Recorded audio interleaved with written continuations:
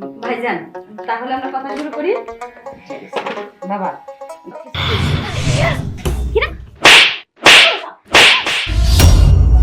তোকে না বলছি এই জায়গায় আসতে না, তুই এখানে কি করিস? একটা শুভ কাজ ঠিক মতো হতে দিবি না। আহা, তুই এটা কি করলি? শুভ কাজে এরকম করতে হয়? আরে তুই বস। আপামনি, আমি ইচ্ছা করে করিনি। আসলে ওই যে ম্যাডামের পায়ের লগে লেগে চাঁদা পড়ে গেছে, আমার খেয়াল ছিল না আপামনি। তো বাবা কতটা বেয়াদব, আমার মুখে মুখে তর্ক করতেছে। অপরাধ করছে আমার মুখে মুখে তর্ক করে। আচ্ছা হয়েছে তো, একটা না ভুল হয়ে গিয়েছে, তা তুই বস।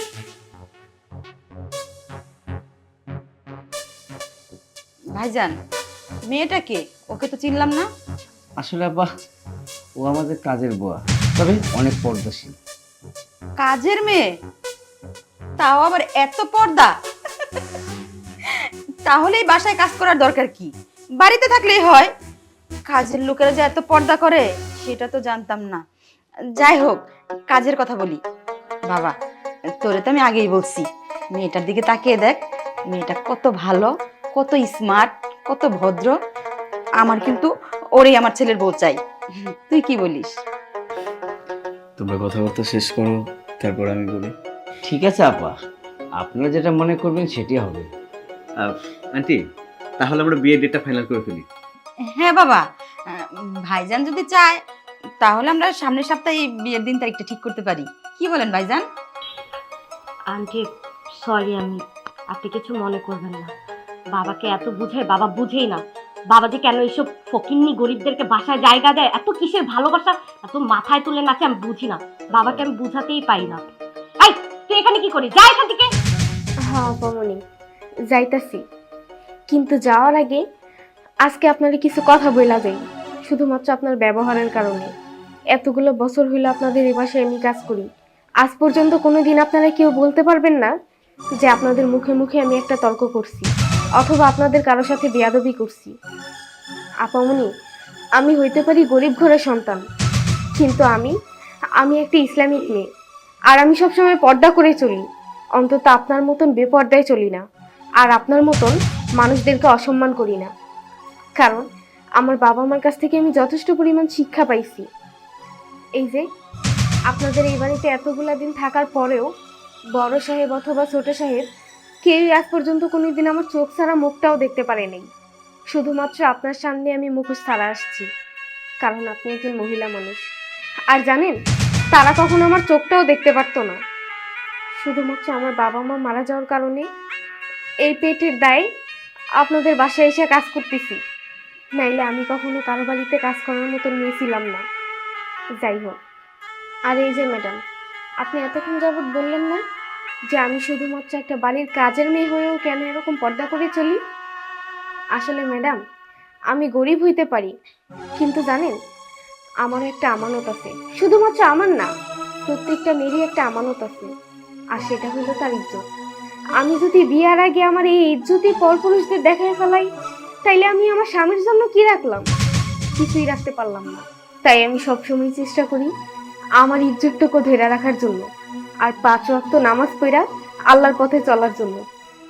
যাই হোক, আপনারা সবাই আমার বড় গুরুজন, আপনাদের সামনে এতগুলো কথা বলে ফেলাইলাম, সবাই আমার বিয়াদবি মাফ করবেন। আসি। দাঁড়ান, বিয়ের দিন তারিখ ঠিকই ঠিক হবে, বিয়েটাও হবে, কিন্তু সেটা আপনার মেয়ের সাথে না, তোর সাথে।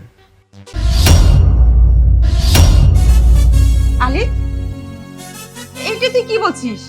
ওর সাথে মানে? ও হচ্ছে এই বাড়ির কাজের মেয়ে, আর ও হচ্ছে এই বাড়ির মেয়ে। তোর কি মাথায় কোনো সমস্যা? মা, কি বলছিস তুই? হ্যাঁ মা, আমি মানতেছি তুমি যে মেয়েকে আমার জন্য ঠিক করছো সে যথেষ্ট স্মার্ট, সুন্দর, আর এই বাড়ির মালিক। এই জন্য তুমি হয়তো রাজি হয়েছো, কিন্তু ওকে আমি বিয়ে করতে পারবো না। কিন্তু বাবা, ও এই বাড়ির মেয়ে, ওরে বিয়ে করলে আমাদের বাড়িতে একটা সম্মান বাড়বে। আর ও ও তো একটা কাজের মেয়ে, ও যদি আমার বাড়ির বউ হয়ে যায় আমাদের বাড়ির সম্মানটা নষ্ট হয়ে যাবে। তাই আমি চাই না একটা কাজের মেয়ে আমার ছেলের বউ হোক। তুই একটু বোঝার চেষ্টা কর বাবা। বা একটা কথা আছে না, মানুষের বয়স বাড়লে নাকি দিন দিন বুদ্ধি লোপ পায়। তুমি তার চাক্ষুষ প্রমাণ। এটাই হয়েছে তোমার সাথে। তুমি কি বললো আমাদের সম্মান বাড়বে, আমাদের পরিবারের সম্মান বাড়বে? কিভাবে মা? এই মেয়েকে দিয়ে? হ্যাঁ, যে কিনা মানুষকে সম্মানই করতে জানে না? আজকে একটা কাজের মেয়ে ভুলক্রমে তোমার গায়ে চা পড়ে গেছে, এই জন্য ওর গায়ে পর্যন্ত হাত তুললো। এটা কোন অ্যাঙ্গেল থেকে একটা ভালো মানুষের মানসিকতা হতে পারে? একটা মানুষের ভুল হইতেই পারে, তার হাত থেকে চাটা পড়ে গেছে, সো হোয়াট? তার গায়ে কেন হাত তুলতে হবে? আমরা যখন এখানে আসছি, এই মেয়েটা কিন্তু তোমাকে ন্যূনতম একটা সালামও দেয় না। তার মানে বোঝা যায় সে কতটুকু শিক্ষা নিয়ে বড় হয়েছে। সালাম কালাম তো অনেক দূরের কথা, আমাদের সামনে পা তুলে বসেছিল। কিভাবে সার্ভাইভ করবে? আমার ফ্যামিলিতে যখন আমার কোনো আত্মীয় স্বজন আসবে, তখন তাদেরকে কিভাবে ট্রিট করবে? এরকম মানুষের সাথে আমি বিয়ে করতে পারবো না। যে আমার ফ্যামিলিকে সম্মান করতে পারবে না, আমার ফ্যামিলিতে আসা আত্মীয় স্বজনদেরকে সম্মান করতে পারবে না, সেরকম মেয়ের সাথে আমি সারা জীবন কিভাবে কাটাইতে পারি? ইম্পসিবল। আর যে কাজের মেয়ের কথা বলতেছো না, দেখছো তার অবস্থা? এখনো পর্যন্ত শুধুমাত্র চোখ ছাড়া আর কিচ্ছু দেখতে পারা যাচ্ছে না।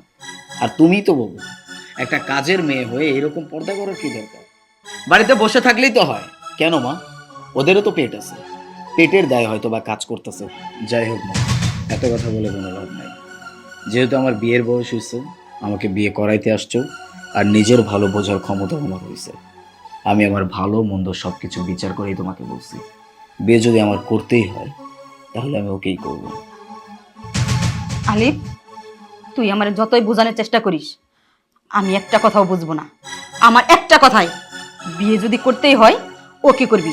আর তুই যদি তোর পছন্দ মতো বিয়ে করিস, তাহলে আমার দরজা তোর জন্য চিরদিনের জন্য বন্ধ। থাক তুই সুখে, তবে আমার বাড়িতে না।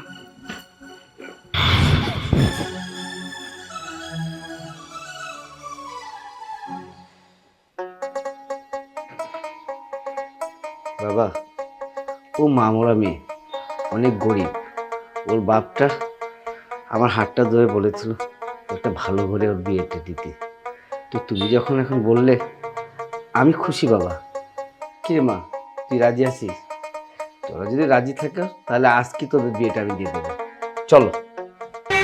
আর তুই, তোর সাথে আমার পরে কথা হবে। লজ্জা করে না? হ্যাঁ, একটু লজ্জা করে না তোর? তোর কি এই শিক্ষা দিয়েছি আমরা? মা মারা যাবার পর আমি কিভাবে বড় হয়েছি? আজকে তোর এই অহংকারের জন্য, তোর এই দেমাগের জন্য, খারাপ আচরণের জন্য তোর কোথাও বিয়ে হচ্ছে না। আজকে ভালো একটা সম্মত, সেটাও ভেঙে গেল তোর জন্য। একটু শিক্ষা নে, বাড়ির কাজের মেয়েকে দেখে একটু শিক্ষা নে।